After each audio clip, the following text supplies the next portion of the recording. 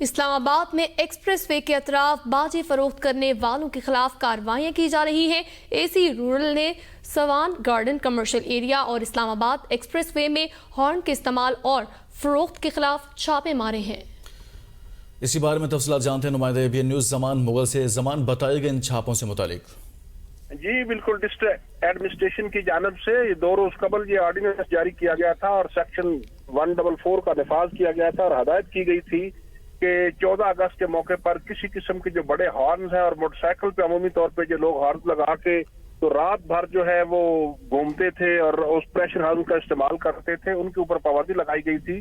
اور اسی تناظر میں ضلعی انتظامیہ نے جو علاقہ میجسٹریٹس ہیں ان کی مدعیت میں اور ان کی قیادت میں یہ چھاپے مارے ہیں اور ہر سرکل میں جو ہے وہ اسسٹنٹ کمشنر جو ہے وہ کارروائیاں کر رہے ہیں اور جہاں جہاں پر یہ ہارن جو ہے وہ فروخت کیے جا رہے ہیں ان کو قبضے میں لیا جا رہا ہے۔ جو فروخت کرنے والے ہیں ان کو گرفتار کر کے ان کے خلاف بھی کارروائیاں جاری ہیں۔